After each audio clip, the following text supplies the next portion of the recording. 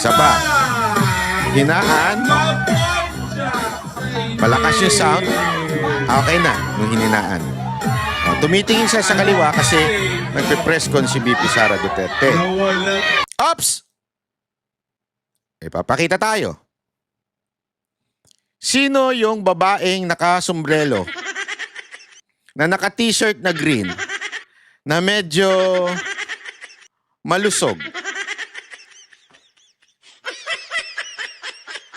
Kung maaalala ninyo, yan po yung nag-e-ekis-ekis.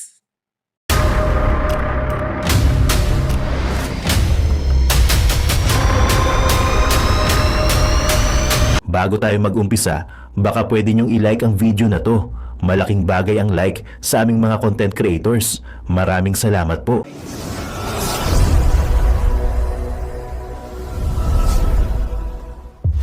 Plastic ka eh. Hindi ko nga sinabi sa mga kababayan, mga palangga, hindi ko sinabi sa inyo na before the event, sinabihan niya ako na hindi ako pwede magbangag-bangag at hindi ako pwede magsalita laban sa mga Marcos. Dahil sabi ko nga, I will respect sila kasi nag-organize noon. Pinahiya ba kita? Okay, tutodo na natin yung kwento. Okay, may mga witness tayo doon. Ang daming nagreklamo sa akin. Ako ayoko mag-epal-epal dito. Sa dami ng eksena ko sa buhay, ayoko mag-epal-epal, ayoko mag-organize ng event. So yun nga mga kababayan, nagbangag-bangag tapos sinasabi mo hindi mo gusto. Alam mo, kung hindi mo gusto ang isang bagay, hindi mo dapat ginawa. Hindi kita pinilit, hindi ka namin pinilit para sumayaw ka kasama namin. Pero ipinakita mo sa viewers mo, sa followers mo dahil takot ka ma-unfollow.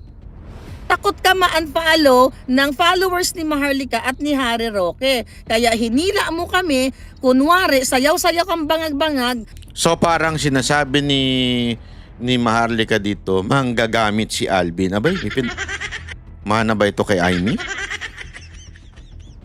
Natin. Mana kaya si Alvin kay Amy? Parang gano'n na sinasabi ni Maharlika. For jutang dyan ng viewers, you are for views and for followers. So stop the BS na kasinungalingan. Ay, grabe. Ano yung BS? Bullshocks? Kaya nga ang tanong ko sa'yo, Duterte ka ba? Or Marcos Yan. ka ba? O Bisaya ka?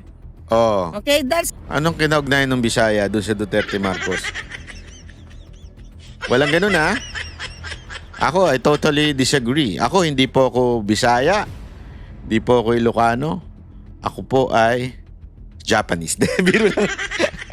Biro lang po. Gago! Nangarap. Biro lang. Binibiro ko lang kayo ha. Huwag kayo magagalit.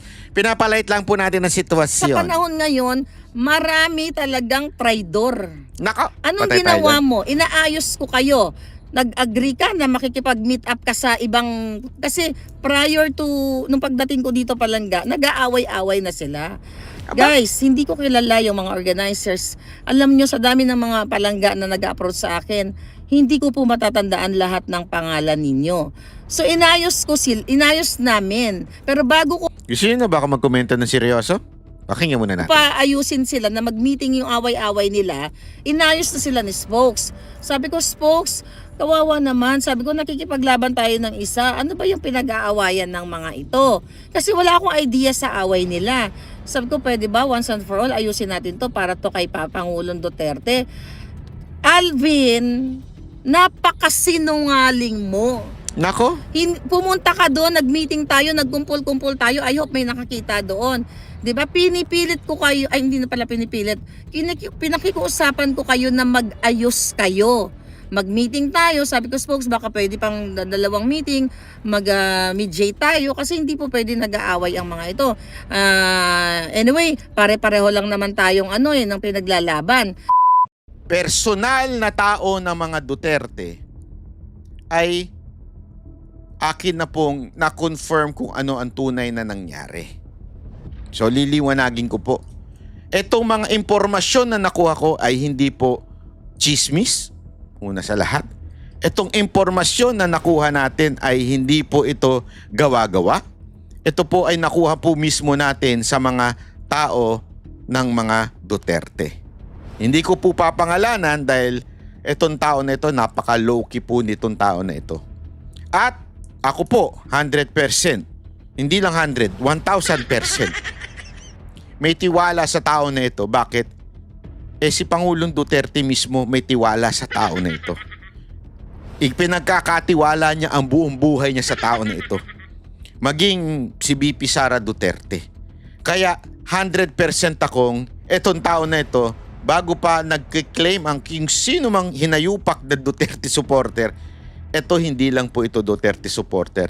Pamilya ho ito ng Duterte. Malinaw po.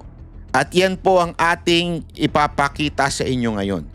Hindi upang humusga ng kahit sino mang vlogger o kahit sino mang personalidad. Ngunit gusto ko lamang po ipakita sa inyo ito at para once and for all after this video, magtapos na po itong issue na ito. Sana lang. Ayun ang aking panalangin at pakiusap sa mga Duterte supporter, especially sa mga tao sa The Hague na sumusuporta sa ating Pangulo. Ito po muna ang ating ipi-play ay yung kwento ni Maharlika at mamaya naman po yung kwento po nung Alvin. Okay? Pero dito po muna tayo kay Maharlika. Okay? Para naman maipakita ko sa inyo both sides at kayo na lamang po ang humusga. Pero bago ko po i-play yan, hindi po kayo obligado, tulad ko, hindi rin po akong obligado na pumanig sa kahit sino mang tao. Hindi natin kailangan pumanig, hindi natin kailangan awayin yung isa. Walang ganon. Ipinapakita ko lang ho ito para ipakita sa inyo kung ano yung nangyayari at para mag-isip tayo ng matured na paraan sa mga issue na ito. Okay? Former congressman ka. Matalino kang abogado, hindi ka dapat nagpapaapekto or hindi naman siya naapektuhan actually.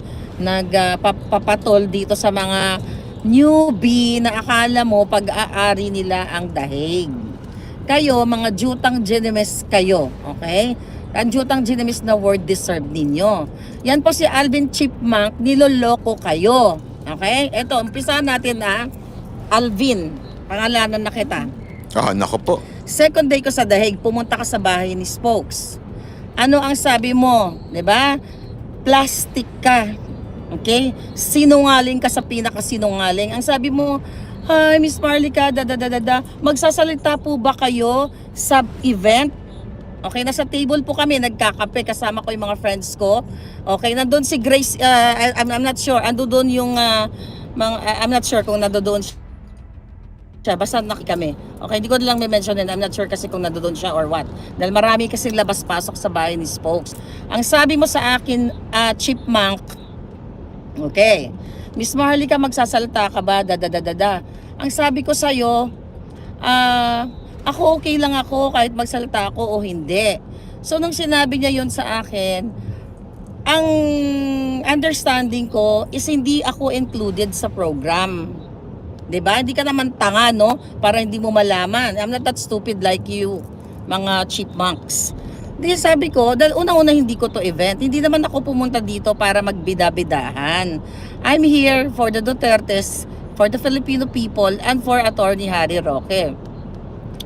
Then, sabi niya, sige, ilagay na lang, sabi niya ganun. Ay, hindi, sabi niya pala, una po kayong magsasalita. Okay, may text siya sa akin. Teka, babasahin ko lang Saan ba siya nag-text sa akin? Facebook ba?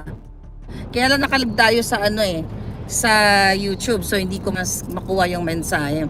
Ang sabi mo sa akin, Chipmunk, sige, Miss Maharlika, mauna kang magsalita. Nagluluto po si Spokes Harry Roque sa kitchen niya during that time na pumunta siya. Kasi si Spokes very busy. So, pinuntahan ko si Spokes. Sabi ko, Spokes, ikaw na unang magsalita sa program. Tapos sabi niya, ikaw na. So parang, bakit sinabi ko kay Spokes na siya dapat ang unang magsalita? Ay, sorry, may na-miss akong point. Pasensya na, kulang ako sa tulog pala. Ito pala, babalikan ko yung sinabi niya na, Miss Maharlika, ikaw ang unang magsasalta. Pero, sana walang, sana po, bawal po yung bangag-bangag. at atakihin si Amy Marcos. Yan ang sinabi mo, jutang ginina ka. Okay? I-ano ko lang, i-recap ko lang dahil baka may makalimutan akong information. Sabi niya, Miss Maharlika, ikaw ang unang magsalita pero hindi pwedeng atakihin si Amy at hindi pwede yung bangag-bangag kasi birthday ni Inday Sara. Okay, fine. Hindi ako nag-react. Pero in my heart, sabi ko, may nagkokontrol, may kumukumpas. Pero never ever kong sinabi kay Spokes Harry Roque. So, dito, yung ganitong sinasabi ni Alvin, according to Maharlika, ay medyo tumaas ang aking kilay. Parang sabi ko, kung totoo ito, abay sabit. Okay? Kasi dalawang bagay lang ang maaaring pwedeng magkaroon ng restriction. One, pag sinabi ng gobyerno nung lugar na yon. Halimbawa, nung kami po ay nasa Hong Kong, yung nag-speech po si Pangulong Duterte, si Sara Duterte at yung mga yung mga tumatakbong senador, kabilin-bilinan ng Hong Kong government dahil sa kanilang patakaran, I don't know, kanilang batas, hindi pwedeng mangampanya. Hindi pwedeng to talk about politics. Kaya nga ang ginawa nun, pasasalamat. Okay? And it was somehow under the church event ng KOJC. So more or less pasasalamat po talaga, not political. So nandun lamang yung pwedeng magsabi na bawal magganyan. Pangalawa, ay kung sinasabi rin ng gobyerno ng lugar na yon na bawal ang nagmumura o kaya ang malakas na music. Ayan, pwede kung ganon. Kaya lang, according to Maharlika, sinasabi ni Maharlika dito na kaya daw bawal o kaya hindi siya pwedeng bumanat ay dahil daw nandun si Amy at birthday ni BP Sara Duterte. So ibig sabihin, legally, walang galing sa gobyerno ng Netherlands. At the same time, kung susunod man si Maharlika, it is because courtesy niya kay BP Sara Duterte. Okay? So, ganoon. At mukhang ganoon naman po ang ginawa ni Maharlika.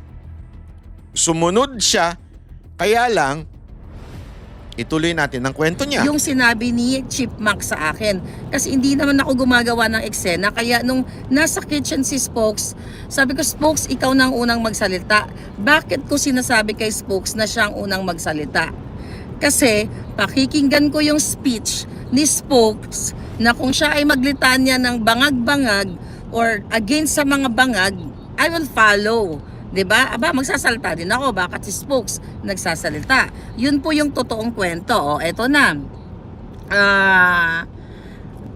Then, I think kinabukasan na ba yung event ni birthday ni Inday? 'Di ba? Kinabukasan na. So, nag-event na. Eto na nga. Nag-event na mga kababayan. So, may mga nagsalita bago sa akin kasi hindi kami on time dumating. Nung nagsalita na ako sa stage, okay?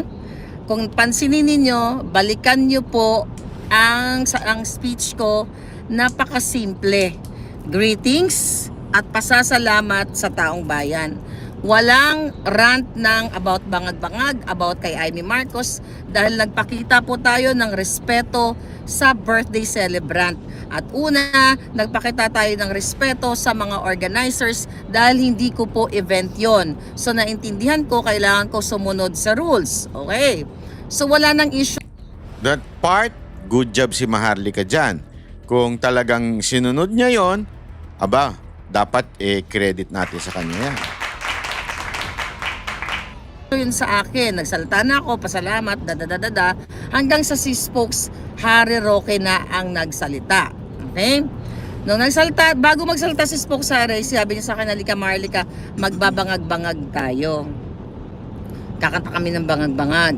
Ang sabi ko kay Spokes, ha? Kahit i-review niyo po yung video, ha? Sabi ko, wag na Spokes. Pero hindi alam ni Spokes Roque na sinabihan ako ni Chipmunk na hindi pwedeng kalabanin ang mga Marcos at hindi pwedeng magbangag-bangag. Ganun po ako magbigay ng respeto sa event na hindi ko event. Sabi nga ni Spokes sa akin, ha? Sabi niya parang, parang nagtataka si Harry Roque, si Spokes Harry, bakit ayaw kong samahan siya sa stage para magbangag-bangag? O kumanta ng bangag-bangag, ngiwi-ngiwi. Hindi ka na, ngayon ka pa ba parang sabi nga ni Spokes, ano ka ba nilalagnat? Bakit ayaw mong sumayaw doon sa stage? So syempre, sinabayan ko si Spokes. Yun na nga po yun, mga kababayan, na nagbangag-bangag kami. Kita nyo, na witness nyo, na itong mga jutang gini ng mga newbies na akala mo pag-aari ang dahig, sinupress na kami. Ganyan. So ngayon, pinaamin ko nga itong mga, marami kasi, alam mo mga kababayan, isang upuan to dapat, pero I don't know kung magbablog pa about this, kaya ang ganda-ganda kasi ng view ng Zurich, ini-enjoy ko habang nagrarant ako. Okay, here's the thing. Nung nakita nyo na ito sa video, nakita nyo naman yun kung paano kami ikat. So premeditated po ang pagpawigil sa amin, kami lang, exclusive kami. Kaming dalawa lang talaga ni Spokes Harry. Bakit kamo? Si Kong Marcoleta nandoon, nagsalita din laban sa mga bangag. Although hindi ko napakinggan yung mga speech nilang lahat, I believe si Baste, lalo na si Baste, talagang inano niya yung mga Marcos. Ayaw niya na sa mga Marcos. 'Di ba? So, hindi ako makapag-react doon sa ibang mga nag-speech kasi hindi ko talaga narinig. Mga kababayan, yan po ang katotohanan. Okay? So, nagigets ninyo. Parang pinopoint out dito na yung bangag-bangag, yun po yung pinigilan. At may lumabas pong video na yan, di ba? Yung may babaeng umi-ekis-ekis ng ganon. Di ko nga alam, siguro baka yung umi-ekis yun? Baka naman ginagano lang yun. Kaya, baka siguro gumaganon lang yun. Hindi kaya? Hindi, joke po. Sabi na, may gumaganon-ganon daw, ekis. O, mamaya, pag-uusapan natin yan. Kung totoo ba na pinipigilan ng babae o hindi. So maraming mga volunteers na kinakausap namin dito na mga nagsusumbong sa amin. Ang dami, sobrang daming chika boom boom dahil sa mga taong ito na akala nila sila yung bukod dangi na gumawa ng mga effort para magpakita ng support kay PRRD. Binastos nyo. Mga yawa mo.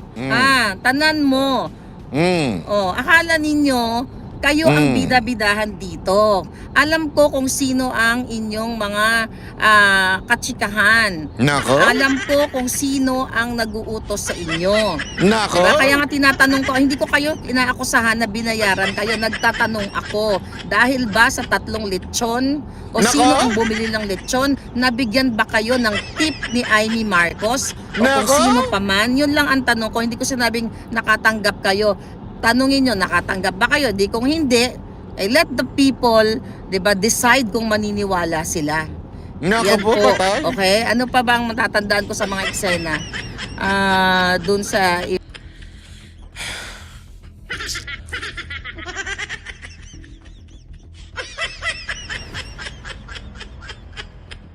Niisip ko po kasi gusto ko maging patas. Ayoko po kasing tandaan natin Ako po madali po akong magpatawad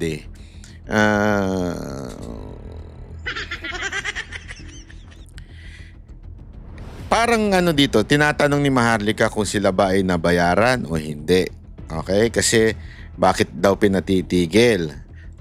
Mamaya, establish muna natin kung talaga bang pinatitigil o hindi. Pero, gayunpaman, meron ng hint na sinasabi si Maharlika na tila parang sila lang ang tinarget at sila lang po ang para bang dahil ba binigyan ng lechon at saka tip. Okay, tingnan natin. Tuloy natin yung sinasabi ni Maharlika. event na yon. So yan ang katotohanan. Huwag po kayong magpapaniwala sa mga kasinungalingan pa, victim effect kayo. Chipmunk, ikaw Alvin Chipmunk, sinungaling ka. Then pumunta, nung nag-vlog pala ako, pumunta kami doon ni Spoke sa I will get gas, di ba? May coffee ba? Here's my car, darling. No. Hindi, okay yun. Ito na. Yun palang gas. Sige, no, we'll take care of it. Don't worry about it. Okay. Ako na. Pahingin kape pampataas ng amas. Ako na. So, Anyway, Ako na magbabayad, ano ba? ako na, So, ako na. pumunta tayong smoke sa Duterte Street, right? O, yan. So, nung after na nung mga nag-vlog ako, I'm trying to recall ano yung mga nangyayari. Latte ako palangga kung may available, oo. Yes, please. I love sugar. So, ngayon, mga kababayan, bear with me ang lamig sa Switzerland. Dali lang. Kunin ko lang yung salamin. Palangga, halika. Palangga, magkapi kayo. Okay, ngayon mga kababayan, ikaw, Alvin Chipmunk, nando doon, inaabangan natin. Sino ba darating noon? Basta may darating, hindi ko lang si Inday pa. Basta, I cannot recall dahil sa sobrang wala akong tulog masyado. Pero, tinatry ko i-recall yung mga pangyayari. Yun yung time na binabash ka. Di ba, Chipmunk? Binabash ka ng mga DDS supporters, ng mga supporters ng bayan all over the world. Anong ginawa mo? Hinila mo kami ni Harry Roque, Attorney Harry Roque at saka ako. Miss Marlica, parang ito yung konteksto. Once and for all, ano daw po kasi sinasabi, galit magkaaway tayo or something parang ganun. Magsayaw po tayo ng bangag-bangag. Sumabay ka sa amin ng bangag-bangag, di ba?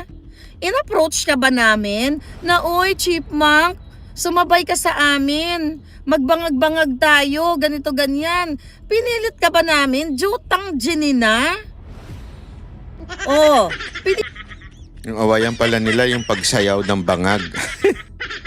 Hindi. Biro lang. Marami na naman mga sensitive dyan. Magagalit na naman sa akin. Sabi nila, ano mo yan? Easy. Ulitin ko. Wala po akong kinakampihan dito. Wala po akong pakialam sa kanila. Dinidiscuss natin ito kasi merong tinatamaang isa na sigurado kung hindi dapat tamaan. Okay? Tuloy natin. pilit ka ba namin na kasi ang sinasabi mo na hindi ko kasi napanood yung vlog, basta ito daw yung konteksto na hindi siya nag-agree sa ginagawa namin ni Spokes, yung aming bangag-bangag ngiwi-ngiwi. Jutang Jenny, pinilit ka ba namin na sumayaw ka together? 'Di ba? Wala po kaming ganon, nakita nyo sa live. In-approach mo ko. In-approach mo si Harry para ipakita sa mga DDS, sa mga supporter ng bayan na we're okay.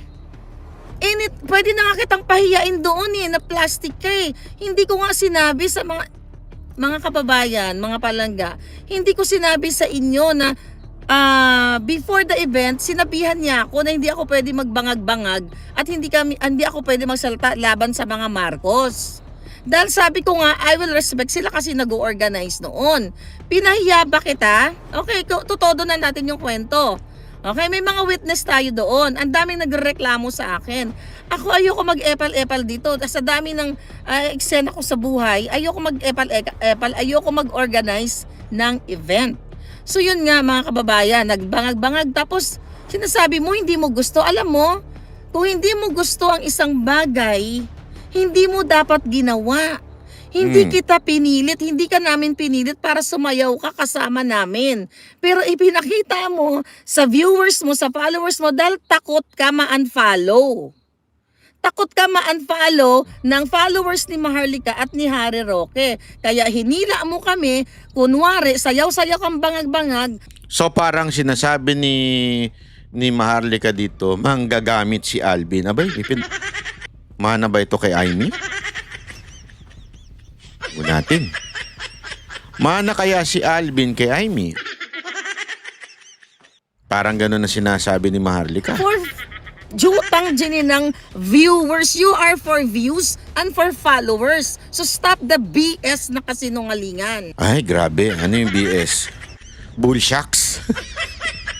Kaya nga ang tanong ko sa'yo, Duterte ka ba? Or Marcos Yan. ka ba? O Bisaya ka?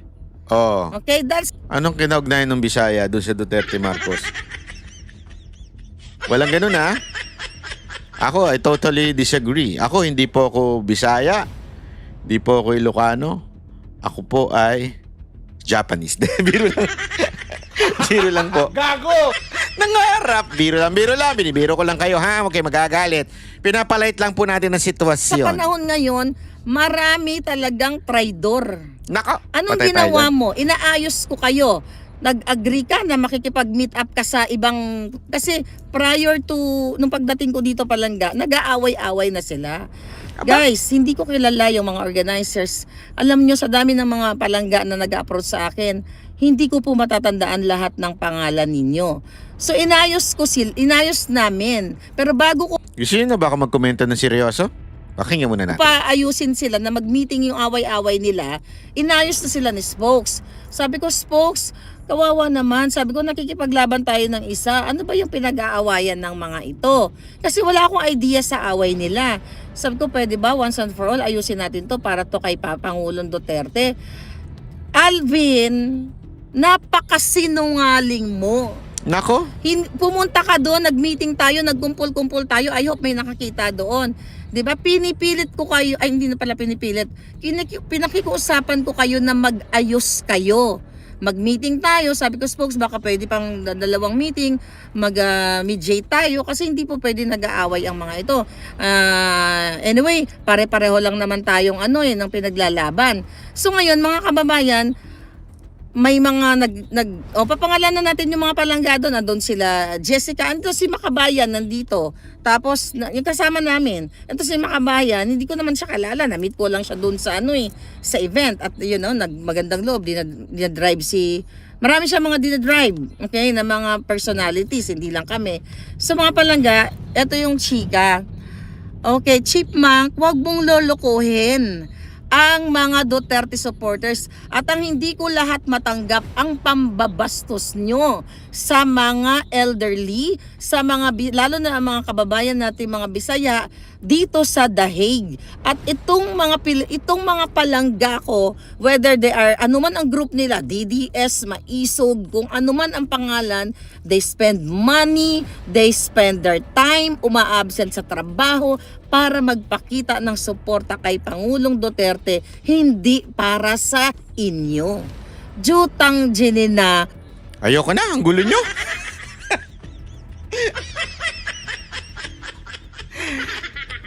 Hindi, alam mo, ako kasi ayoko nga sumausaw doon sa mga issue na hindi ko naman na dapat sausawan. Dahil yung sinasabi ni Maharlika na may awayan dyan, labas po ako doon, ang mga banateros, labas po ako. Kung anong gusto nyo mag-away, mag-away po kayo. Problema nyo na huyan kung gusto nyo mag-away. Matatanda na po kayo, kayo na lang po mag-away. Okay?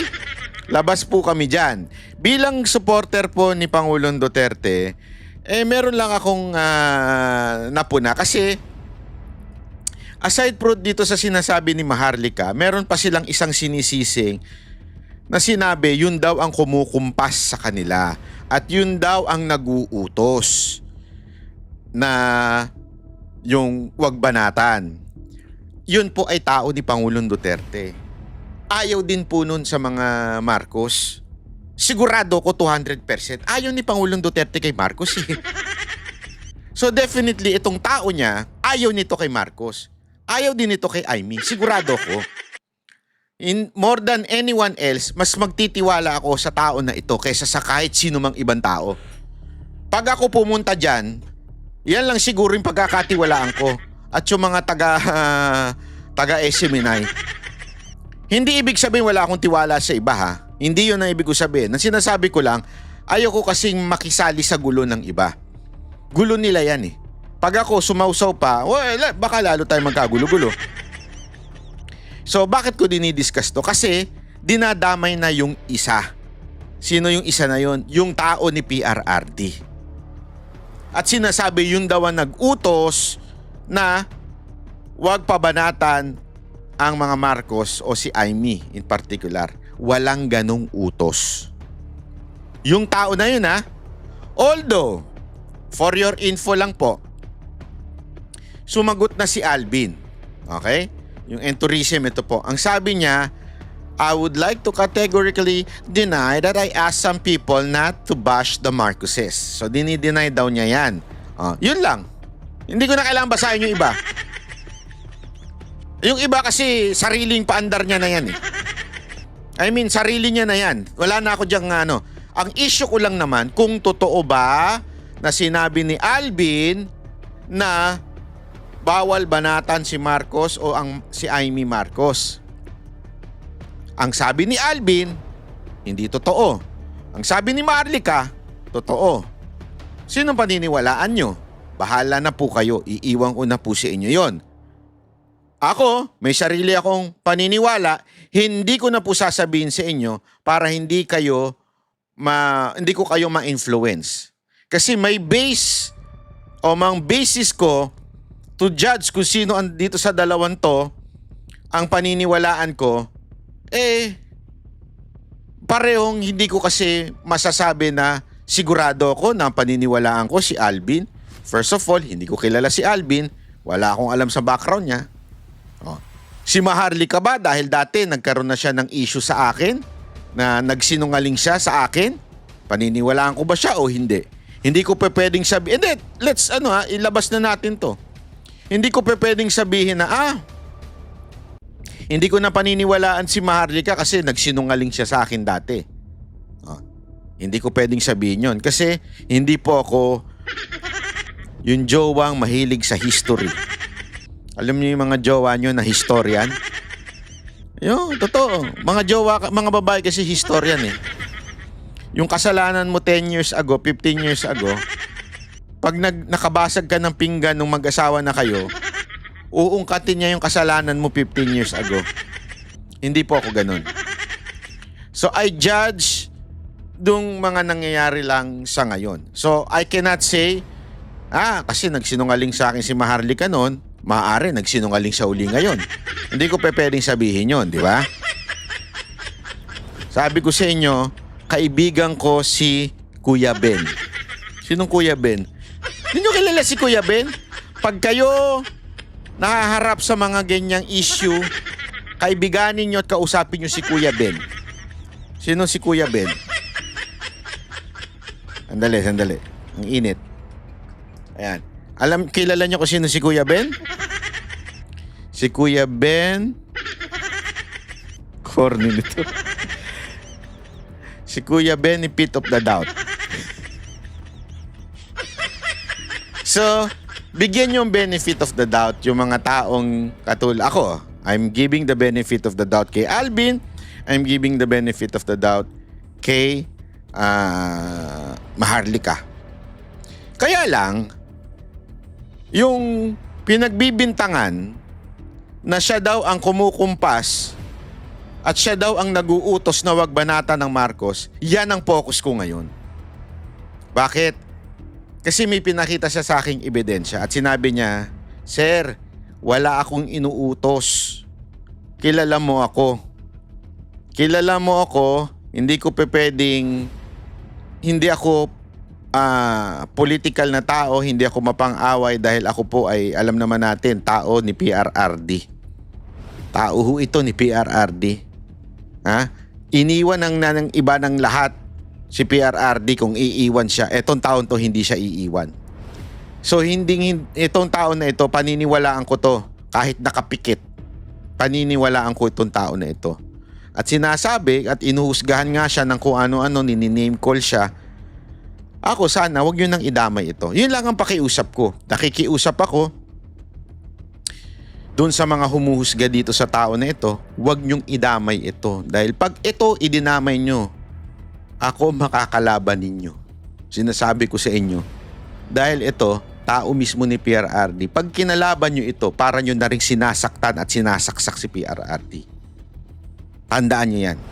Wala nang tatapat at magmamahal ng tunay, the unconditional love, kung hindi itong tao na ito kay PRRD. Huwag niyong gaguhin, huwag ninyong gawa ng istorya, hindi ito magpapabayad. Ito pong tao na ito, galing sa pamilya ng mga mayayamang angkan na nag-decide na alalayan si PRRD sa kanyang buhay hanggang kaduluduluhan. Kaya kung ito idadamay nyo, magkakayarian tayo talaga. Sabi ko sa inyo, magkakayarian tayo. I will put my name on this person. Kaya wag nyong idamay to. I'm warning nyo kung sino man kayo. Kilala nyo kung sino kayo nandadamay sa tao na ito. Pag ako napunta dyan, sabi ko sa inyo, yayariin ko kayo. Maniwala kayo sa akin. Talagang tatalakan ko kayo. Huwag niyong idama ito dahil itong tao na ito, wala pa kayo, hindi pa kayo nag-i-exist. Katabi na nito ni PRRD. Okay? O, ipapakita ko sa inyo ha. Ito yung sitwasyon noon na ang sabi lang talaga at pinatunayan sa akin, ganito ang nangyari. Habang si BP Sara Duterte, sumenyas sa tao na ito. Ito pong tao na ito, ang kanang kamay ni PRRD, at ngayon dahil nakakulong si PRRD, nag-assist siya kay BP Sara Duterte. Kasi nga, pamilya na ito ng mga Duterte. Ito po yung habang sumasayaw sila Maharlika sa labas at si Spokes, ito pong tao na ito ay sinenyasan ni BP Sara Duterte. Ito po yon, part na yon. Attorney Michael Pua. And then, okay lang yung sound, no? Okay. Ayan. Naingayan po si BP Sara Duterte kaya kinausap niya. Okay lang yung sound, ano? Pero siyempre bilang Vice President at saka bilang ayaw naman niyang tablahin yung mga supporter, sinabi na lang niya na maayos. Hindi niya na sinabing, pwede bang pakahinaan yan? Lakas-lakas. Kasi parang may nagaganap na press con while sumasayaw si Harry Roque at saka si Maharlika sa labas. Attorney, kaya pakinggan niyo yung tugtog, yun yung bangag, ngiwi, yan yun. Attorney Michael Pua. And then, okay lang yung sound, no? Ayan. Okay. So, ito po yung sa labas. Ito naman yung sitwasyon sa labas. Tatanggalin ko po yung music kasi baka mamaya ma-copyright po ako eh. Hindi ko po na-check kung ito ba ay may copyright o hindi. Ayan po. Slow mo yan. Nakita nyo yung babae nakaputi? Ayan po yung pinagbibintangan na kesyo siya daw ang dahilan na pinatatahimik. Ayan nakita nyo. Pinatatahimik daw at hindi daw pinagsasalita si Harry Roque at saka si Maharlika. Yan yung sabi nila. Ayan. Ayun. Yung nakaputi, nakikita nyo. Ayan. Ngayon, izinum ko at pinaning ko according doon sa video. Ipapakita ko ho ngayon sa inyo yung video na yan na mas malapit. Tingnan natin kung ano yung sinisenyas niya. Okay? Tingnan natin. Nagdi-dribble po siya. Hinahawakan niya yung tenga niya. Nag-thumbs up siya. Ano ibig sabihin? Interpretasyon. Hinaan, tumitingin-tingin siya sa loob. Kasi nga, may press con si BP Sara Duterte. Hinaan, yung sound. Tapos nung hininaan, sumenya siya ng okay na. Hindi, ayan, ipapakita ko sa inyo. In-slow mo ko pa yan eh. Ayan Okay na. Alright. Isa pa. Hinaan. Malakas yung sound. Okay na nung hininaan. Tumitingin siya sa kaliwa kasi nagpe-press con si BP Sara Duterte. Ops! Ipapakita tayo. Sino yung babaeng naka-sombrero na naka-t-shirt na green na medyo malusog? Kung maaalala ninyo, yan po yung nag-e-ekis-ekis. Okay? So, this is what really happened. Pinahinaan ni BP Sara Duterte yung music ni Spokes Harry at saka ni Maharlika dito sa taong nakaputi. Hindi ko na lang papangalanan kung sino yan. Yan po yung tao ng mga Duterte. Sinabi niya, hinaan yung music. Nung hininaan, sumenyas na okay na. Okay. Dito nagkaroon ng misunderstanding. Bakit? Etong babae, ang interpretasyon niya, siguro nataranta siya at siguro sa pagiging passionate niya at siya po ay excited, ang akala niya siguro pinapatigil yung music. That's why nag-ekis-ekis siya. Hindi ko alam kung nag-ekis-ekis o gusto niya sumabay. Pero nag-ekis-ekis siya. So, along the way, there were misinterpretation. So, ano ibig sabihin? Neither of two parties ay may mali. Nagkaroon lang ng misinterpretation. Ano ibig ko sabihin? Kasi kung ikaw nga naman si Maharlika at saka si Roque, medyo na-offending po yun. Diba? Offending na patigilin ka na the mere fact na si Harry Roque ay may katungkulan naman. Diba? At sabi nga ni Maharlika, bakit yung ibang mga nagsalita pwede? Okay? Again, you know why? Kasi nga, hindi yung issue yung banatan ang mga Marcos. Ang issue yung tunog, yung volume dahil nakakaistorbo sa press con.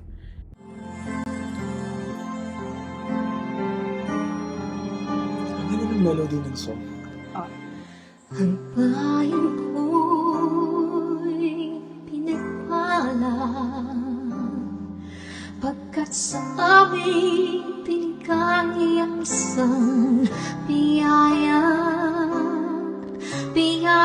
na mag-aahon sa hirap at dilim ng kahapon at sa bawat Pilipino'y magtatanggol sa bayan ko dating laganap pang-api at dusa sa aming mga mahihirap. Ngunit ikaw ay dumating, sagot sa aming mga dalangin. Muli kaming babangon, mabuhay ka Tatay Digong.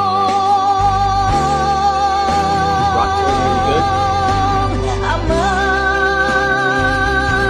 maraming salamat. Aming mga mata'y minuhulat,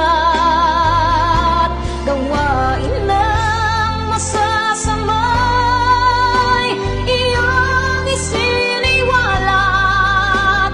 Ikaw lang ang pag-asa naming lahat.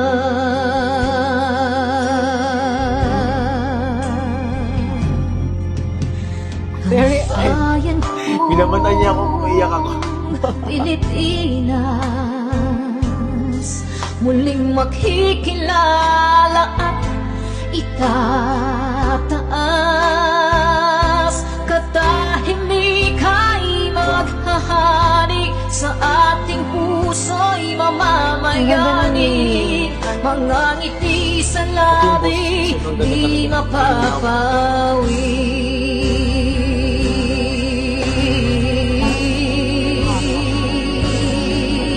The breathing though. Mabuhay ka, Tatay Digong, maraming salamat. Ang malasakit sa Pilipino ay walang kasing tapat. Ika'y paglalaban ng iyong mga anak. Tunay kang biyaya sa bansang Pilipinas.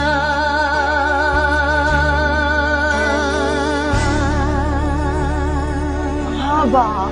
Gosh. I really Mabuti pa ang sardinas, may label. Eh tayo, wala. Oo nga pala. Nay, ito na yung bayad ko sa isa, ano? O, kunin mo yung isa. Isa muna, iyan, no? Tapos, isa pa, di ba? 4 dapat na sardinas, eh. Oh, yan. 3 na. Pang-apat na sardinas. Okay na.